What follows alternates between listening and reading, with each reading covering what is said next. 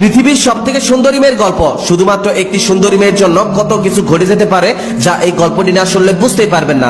একদিন এক গরিব ছেলের সাথে একটি সুন্দরী মেয়ের দেখা হলো। মেয়েটি বোরকা পরিহিত অবস্থায় ছিল। মেয়েটির সাথে দেখা হওয়ার পরে সে ভাবতে লাগলো, মেয়েটির হাত ও চোখে এত সৌন্দর্য, তাহলে না জানি সে কত সুন্দর। ছেলেটি এসব চিন্তা করতে করতে মেয়েটিকে মনের মধ্যে ঢুকে ফেললো আর ভাবলো, ইস, যদি আমি এই মেয়েটিকে বিয়ে করতে পারতাম। আবার এদিকে সেই মেয়েটি বলল, আমি জীবনেও কখনো কোনো পুরুষ মানুষ দেখিনি, আজকে প্রথম আপনাকে দেখলাম। গতকাল আমার মা মৃত্যুবরণ করেন, এই প্রথম আমি বাড়ি থেকে বের হয়েছি। আমার 16 বছর বয়সে জীবনে কখনোই আমি বাড়ির বাইরে পা রাখিনি। আমার মা কখনোই আমাকে বাড়ি থেকে বের হতে দেয়নি। আমার মা সব সময় আমাকে লুকিয়ে রাখতেন। মা বলতেন, আমার একটা সৌন্দর্য দেখলে মানুষ আমার ক্ষতি করবে। এই পৃথিবীর মানুষ খুবই ভয়ঙ্কর, তারা দেখলে আমাকে ছিঁড়ে বিড়ে খাবে। গতকাল মা মৃত্যুর পূর্বে আমাকে বলে গেছে একজন ভালো যুবকের কথা, সে এই জমিতে কাজ করবে। তার পরিবারে আপন বলতে কেউ নেই। মা বলেছে আমাকে তাকে বিয়ে করে নিতে। আমার মনে হয় আপনি সে যুবক যার কথা আমার মা আমাকে বলে গেছেন। আচ্ছা, আপনি কি আমাকে বিয়ে করবেন? মেয়েটির মুখে এমন কথা শুনে যুবকটি এতই খুশি হলো যে সে আবার জিজ্ঞেস করলো, আচ্ছা, আপনি কি সত্যি আমাকে বিয়ে করতে চান? মেয়েটি তখন বলল,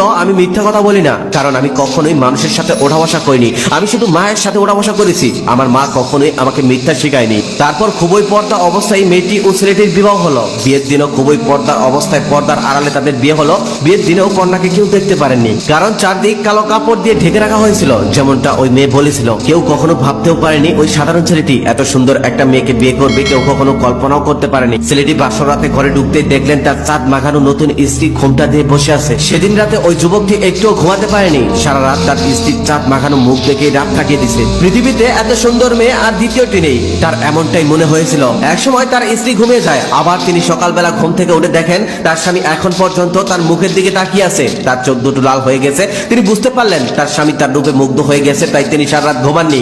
তাই তিনি সারা রাত তার মুখের পানে তাকিয়েছিলেন। এভাবে দীর্ঘ 1 মাস শুধু তার স্বামী তার স্ত্রীকে দেখলেন আর তিনি মনে মনে ভাবলেন, সুবহানাল্লাহ, একজন মানুষ এত সুন্দর হতে পারে।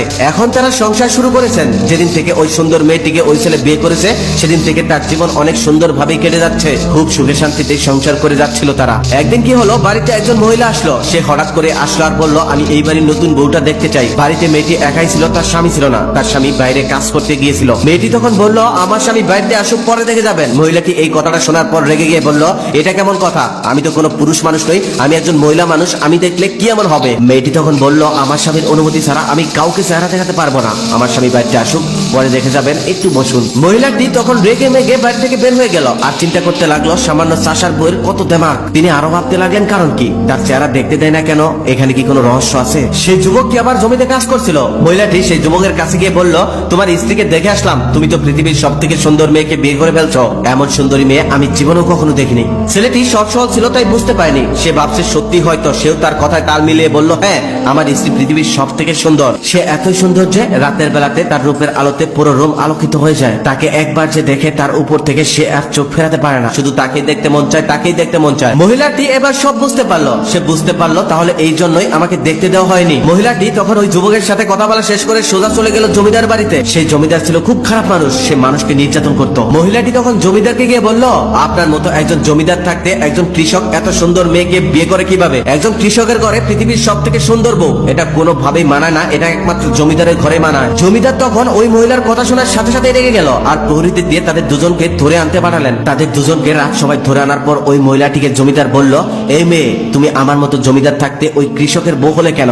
তোমার কি আমার মতো জমিদারকে চোখে পড়ে নাই? তুমি ওই সামান্য কৃষককে বিয়ে করেছো। মেয়েটি এবার বুঝতে পারলো যে সে ধরা পড়ে গেছে। এখন আর কোনো কিছু লুকিয়ে রেখে লাভ নেই। মনে মনে ভাবলো, আমি যদি এখন সকল সত্যিটা জমিদারকে বলে দেই তাহলে হয়তো তিনি আমাদেরকে কিছুই করবেন না। তাই তিনি সকল সত্যি বলে দিল আর জমিদারকে অনুরোধ করে বলল যেন তাদের কেউ কোনো ক্ষতি না করে। কিন্তু মেয়েটি জানতোই না ওই জমিদারই তাদের সব থেকে বড় ক্ষতির কারণ হবে। জমিদার সবকিছু শোনার পর মেয়েটির চেহারা দেখার জন্য ব্যাকুল হয়ে গেল। এখন আর কোনো কথাই তার ভালো লাগছে না। জমিদার এবার সরাসরি বলল, ওই মেয়ে, আমি তোমার চেহারা দেখতে চাই। শুধু জমিদারই নয়, জমিদার সবাই সমস্ত লোকই তার চেহারা দেখার জন্য ব্যাকুল হয়ে গেল।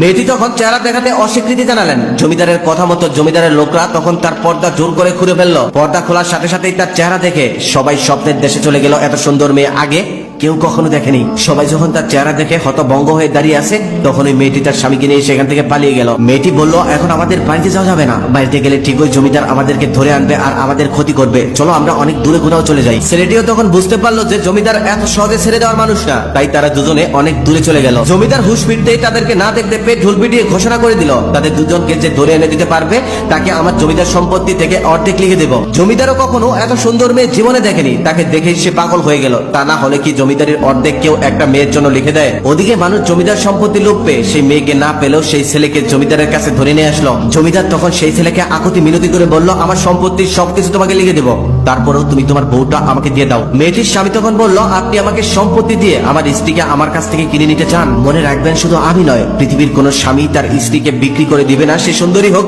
বা অসুন্দর হোক। আপনি হাজার চেষ্টা করেও আমার স্ত্রীকে আমার কাছ থেকে কেড়ে নিতে পারবেন না। তখন জমিদার আবারও আকুতি মিনতি করে বলল, তাহলে তোমার স্ত্রীকে শুধুমাত্র একটা রাত আমাকে দিবে? আমি এক রাতের জন্য হলেও তাকে চাই, বিনিময়ে আমার সকল সম্পত্তি তোমাকে লিখে দেব। ছেলেটি তখন মনে মনে ভাবতে লাগলো, আমি এখান থেকে এভাবে পার পাবো না, যেভাবে হোক এখান থেকে আমার বের হতে হবে আর আমার স্ত্রীকে নিয়ে দূরে কোথাও চলে যেতে হবে। তার আগে জমিদারের কাছ থেকে আমার ছুটতে হবে। তিনি তখন বুদ্ধি করলেন। গল্পের পার্ট 2 2-3 দিন পরে আসবে। পার্ট 2 শোনার আগ্রহ থাকলে এই ভিডিওতে লাইক কমেন্ট শেয়ার করে রাখুন, কেননা এই ভিডিওতে লাইক কমেন্ট শেয়ার করে রাখলে পরবর্তী পার্ট দেওয়ার সাথে সাথে আপনার ফোনে চলে যাবে। নিশ্চিত আপনি পেয়ে যাবেন, আপনার অপেক্ষা করতে হবে না, খুঁজতে হবে না।